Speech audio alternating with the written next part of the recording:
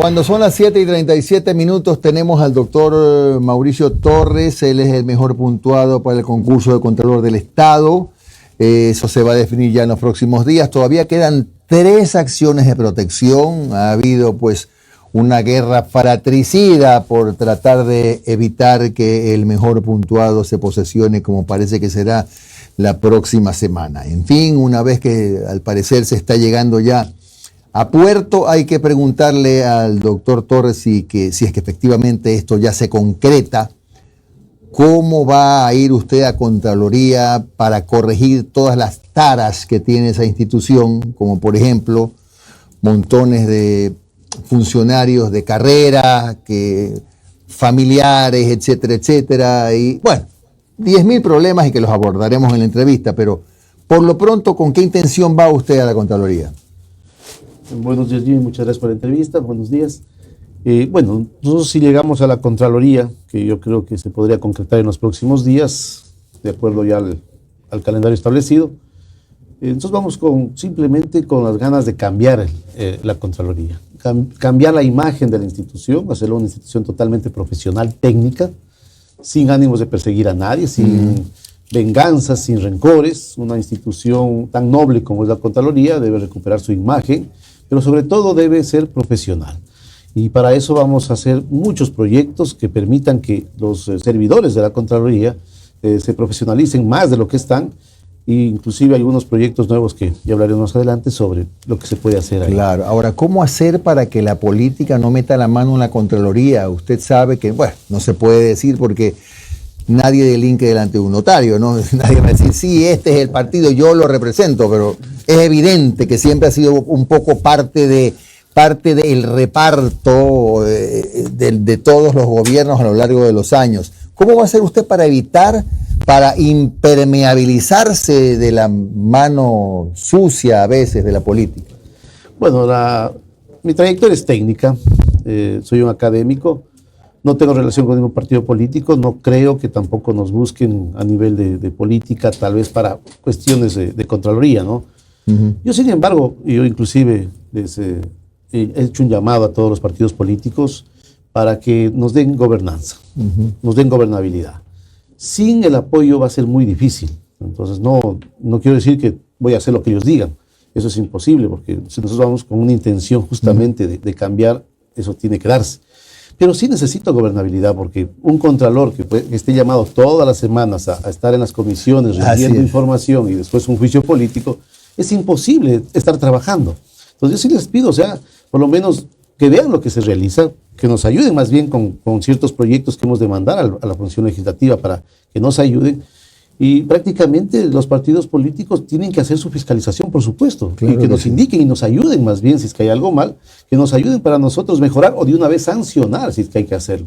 Pero hay que hacer un trabajo conjunto. Yo creo que es hora de que todos pongamos la camiseta y sacar a este país adelante, y más aún a la institución que se encarga del control de los recursos públicos. ¿Usted no cree, doctor, que se necesita una auditoría internacional, por ejemplo, para ver qué ha pasado todos estos años, para evaluar qué ha pasado todos estos años, y que usted tenga también pues ya muy claro quiénes son los servidores que amerita que sigan, quiénes tienen que irse? Porque el problema está en que en muchas ocasiones, no quiero generalizar, pero es verdad lo que usted dijo al comienzo, la Contraloría ha servido o para perseguir o para hacerse la loca. Esa es la verdad. ¿Cómo va a ser usted? ¿Le serviría, por ejemplo, una auditoría internacional? Sí, no se descarta ninguna de estas posibilidades. Nosotros como Contraloría tenemos la auditoría de pares, ¿sí? Que existe ya con la OLACEF inclusive. Tenemos un mismo sistema de control interno. Hay el juicio político, que es parte también de ese control. Pero también se puede hacer una auditoría externa, ¿no es cierto? Una auditoría internacional, una auditoría inclusive de gestión. Para analizar, habría que evaluar eso. Claro. A nivel de los servidores públicos, yo creo que hay que hacer una evaluación muy a fondo. Muchos creen que a veces porque ya se tiene un nombramiento uno puede hacer lo que quiere. Claro. No es así, eso no es una carta para hacer lo que quiere, más bien es una mayor responsabilidad. Yo soy un servidor de carrera de la Contraloría, sé lo que ha costado llegar a través de un concurso de merecimiento a ocupar un puesto en la Contraloría, Y eso se va a respetar, y se respetará todo lo que sea laboral, pero siempre y cuando con una evaluación se demuestre que son servidores que verdaderamente están cumpliendo sus deberes y además que tengan una hoja intachable, que no tengan denuncias de actos de corrupción, ¿no? Es decir, usted sí va también con una lupa, ¿no? No porque tengan nombramiento definitivo, no quiere decir que no se los puede tocar. Si tienen observaciones y ameritan ser reemplazados, pues se los indemnizará y tendrán que irse. Por supuesto, la Ley Orgánica de Servicio Público establece el sumario administrativo. Entonces, si uno encuentra irregularidades, habrá que proceder con el debido proceso para ellos también, hacer un sumario administrativo y proceder a lo que se debe. Pero siempre y cuando sean servidores que han cometido errores. Todos los demás tendrán más bien el respaldo, y créanme que más bien a veces hace falta ese liderazgo que les dé un espaldarazo para que puedan proceder como debe ser y no se dejen influenciar por nada. Claro. Ahora, ¿cuál es un cambio de fondo que usted cree que debe haber en la Contraloría? Bueno, tengo algunos proyectos. Uno de estos es, por ejemplo, el cambio en el sistema de control. A ver. El sistema de control en este momento está dado en base al control interno y al control externo. El control interno tiene 3 tiempos que son previo, continuo y posterior. La mayoría de proyectos o ejecución presupuestaria no se da porque tienen miedo a que la Contraloría después les caiga. Claro. ¿Sí? Entonces, los servidores tienen ese problema y tratan en lo mínimo a veces de ejecutar proyectos o ejecutar procesos porque tienen miedo.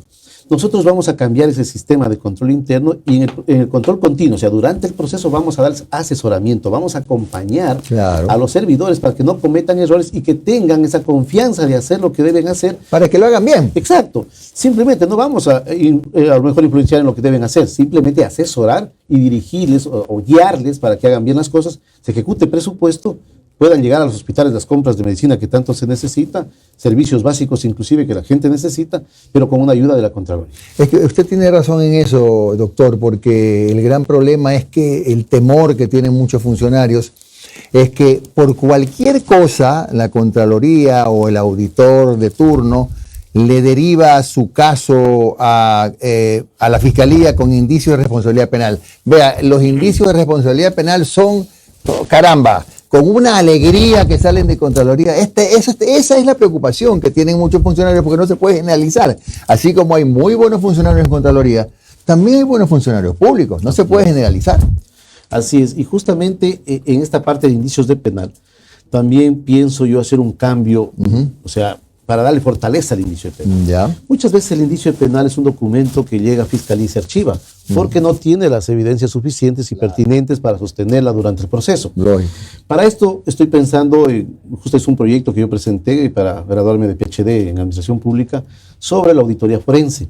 Esta auditoría forense nos va a permitir, ¿no es cierto?, capacitar o profesionalizar a cerca de 200 auditores en Estados Unidos, en el Instituto de Auditoría Forense, para que ellos vengan preparados a hacer en el momento que se detecta algo penal, inicia la auditoría forense y ese indicio de penal ya no solo sea un documento que se puede ir a la Fiscalía, sino al ser realizado por un experto, puede servirnos como pericia y por lo tanto ya puede ser un medio de prueba. Claro. Entonces ya sería algo más importante y no solo un simple indicio de penal. Así es. Doctor Torres, buenos días. Sí, Noelia Arroyave le saluda.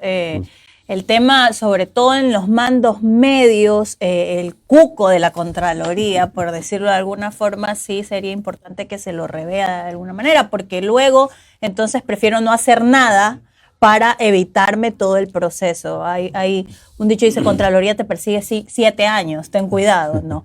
Y doctor, ¿usted cree que la Contraloría debe retomar la independencia económica del Ministerio de Finanzas que tuvo en algún momento? ¿Cómo debería funcionar? Sí, yo creo que debemos retomar otra vez ese sistema creo que era el 1 por 1000, que tenía de ingresos la Fiscalía, la Contraloría. Hace falta eso. ¿Y por qué hace falta? Porque justamente el presupuesto no da para una preparación mayor a los servidores. Hay muchos proyectos que se pueden hacer y se deben y se van a hacer, ¿no? Por ejemplo, ese mismo presupuesto que necesito para implementar lo que es lo de la auditoría forense, necesito recursos.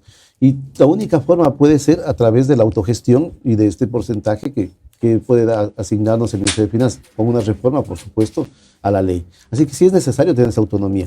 ¿Por qué? Además, no está bien que nosotros controlemos a la entidad, ¿no es cierto?, que nos tiene que asignar el presupuesto. Así es. Entonces, en este caso, deberíamos tener una autonomía para evitar justamente eso.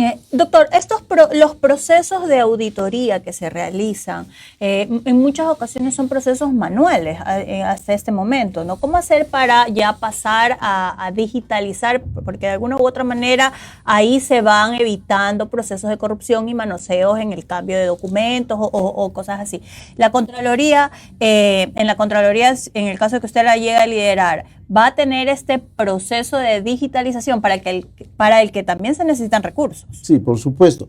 Hay algunos procesos ya de auditoría que están tecnificados, hay algunos programas que se tienen en la Contraloría sobre este sistema, pero sí hay que innovar. Y para eso justamente yo pienso implementar lo que se llama la Contraloría de Gobierno Abierto. Esta Contraloría tiene 4 pilares fundamentales y prácticamente uno de estos es la innovación tecnológica. Tener los expedientes en línea. Por supuesto, o sea, es que se tiene que ya cuando estén aprobados, ahí sí se puede subir, y están subidos inclusive ahora en el sistema. Mientras tanto, no, porque tiene que hacerse con la reserva del caso, tiene que darse el examen. Solo los involucrados son notificados, ellos saben cómo es el proceso, y de acuerdo, sí, ¿no es cierto?, poder subir al sistema. Pero las mismas auditorías tienen varios programas para realizar. Algunos se utilizan ahora, pero hay un sistema moderno que podemos ir implementando a través de inclusive de cooperación con otros países a nivel internacional para que nos ayuden a profesionalizar, a tecnificar esto. Por eso va a ser un gobierno abierto prácticamente y uno de los pilares fundamentales, el control social. Entonces, todo esto nos va a ayudar a cambiar prácticamente lo que es la Contraloría. Doctor, ¿y cómo hacer para que todos estos casos sonados políticos? Hoy día escuchaba que a la prefectura de Pichincha Contraloría ya había ingresado a preguntarle, bueno, cuáles son los empleados que tienen, han hablado de un tema de cantidad de asesores.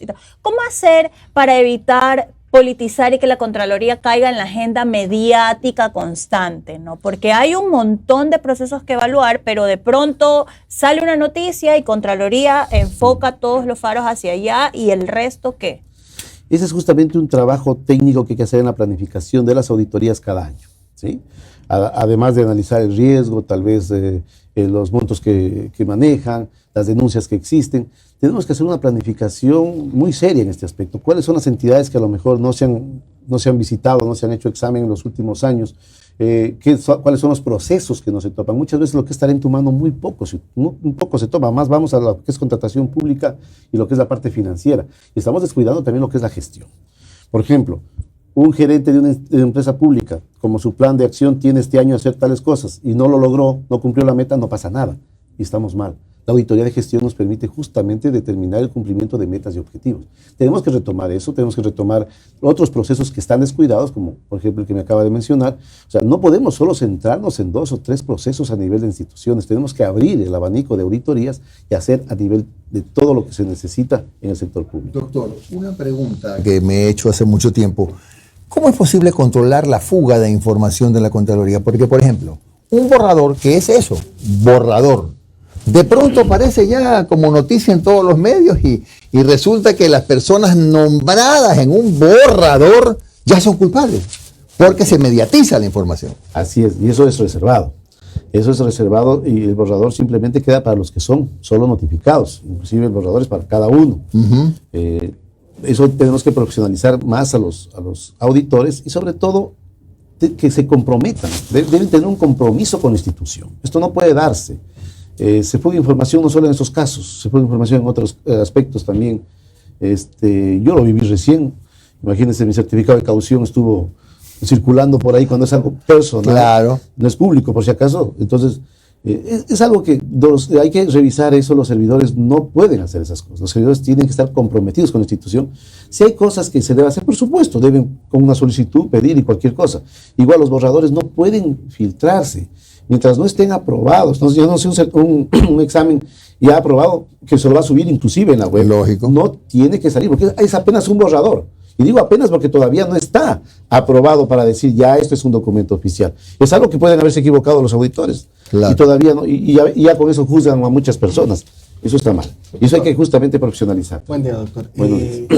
Puede ser muy obvia la pregunta, pero ¿hay actualmente algún mecanismo para poder denunciar a un auditor que te llega como vacunador a decirte, oye, Si no me das tanto, te saco un informe de responsabilidad penal. ¿Hay algún mecanismo? Por supuesto, se puede implementar eso a través de la misma Contraloría, hay la Dirección de Asuntos Éticos. ¿No hay espíritu de cuerpo? Yo creo que no hay, pero en mi caso, cuando yo llego a ser Contralor, yo voy a poner una oficina directamente, no va a ser este nombre, pero algo como Asuntos Internos, donde vamos a recibir todas las denuncias, inclusive los medios de comunicación, el control social que pensamos implementar, tiene que comenzar a ejecutarse de una manera, pero brillante. O sea, queremos filtrar y eliminar a todo personal que sea corrupto. ¿Qué pasa con las compras públicas? Más allá de lo técnico y más allá, a ver, le voy a pedir algo muy difícil, que se separe en estos momentos de su posibilidad de ser Contralor, y se lo pregunto más como profesional de esto. ¿Cuál es el meollo del problema de las compras públicas? Porque ahí sabemos, por ejemplo, compra de medicinas. Aquí hemos tenido hasta asesinados por eso. ¿Cuál es el gran problema para poder controlar la fuga de dinero público en las compras públicas? Yo creo que debemos volver a lo que es el informe, el informe de pertinencia, ¿no? El informe previo a empezar la contratación. Eso que había antes de Procuraduría y Contraloría, pero con tiempos. Por ejemplo, antes se presentaba una contratación y tenían que darnos el informe. Y ese informe previo demoraba 2, 3, 4 meses, inclusive hasta un año. Era imposible, por eso se eliminó, porque no permitía hacer la contratación. Si nosotros ponemos plazos y decimos máximo en 15 días tiene que hacer el informe previo, y si no se da por aprobado, y el servidor que no despachó será sancionado, es otra cosa. Pero ya vamos a regular, a revisar cómo está esa contratación antes de empezar. Luego, hay que ver también los términos de referencia. Muchas veces ahí es lo que se comete errores. Ahí se direcciona y todo esto. Entonces, a ver, estamos saliendo de un gobierno que jamás asumía su responsabilidad. Decía, es el trámite burocrático, hasta Contraloría para contratar los chalecos. Nos hemos demorado 2 años. Ya sabemos que es un gobierno de excusas, pero es así, es engorroso. No, o sea, normalmente no debe ser así, pero también hace falta gestión. Y si fuera, digamos, hay ciertos trabas, tenemos otros mecanismos. Por ejemplo, a nivel de empresas públicas, hay sistemas para contratar de una forma más rápida. Podemos hacer o unirnos a una empresa pública para hacerlo. Entonces, sí hay formas de salir. Con las mismas normas podemos salir. Ahí falta el asesoramiento justamente de la Contraloría, y ahí es lo que voy. Eso es lo que les vamos a dar en cada proceso, en cada acción que quieran realizar. Vamos a apoyarles, vamos a asesorarles para evitar justamente todo eso. Doctor, pero ¿existe el personal suficiente dentro de Contraloría para este asesoramiento y este apoyo que se escucha bonito, pero ya en la práctica hay la capacidad de talento humano dentro de la Contraloría? Sin duda falta el personal, pero con el que se tiene ahora, tenemos en cada institución ahí la unidad de auditoría interna, serán los auditores internos que tienen que estar bien preparados, para eso los va a profesionalizar, y ellos serán los que den esa ayuda, ese asesoramiento. El artículo 14 de la Ley Orgánica de la Contraloría dice justamente que en auditoría interna y asesorará. Entonces tienen que ayudar, tienen que asesorar. Muchas veces en las instituciones les preguntan a los auditores internos, bueno, ¿y cómo hago este proceso? A ver, un ratito, yo soy posterior. Y eso es falso. Sí les permite asesorar, aunque no es vinculante, pero permite asesorar. Las instituciones públicas tienen que sentirse seguras, que les estamos acompañando, que es una institución que les va a ayudar, no solo perseguir o a lo mejor sancionar después. Tiene que sentirse que les estamos acompañando, que ha cambiado la Contraloría y que vamos a hacer las cosas bien.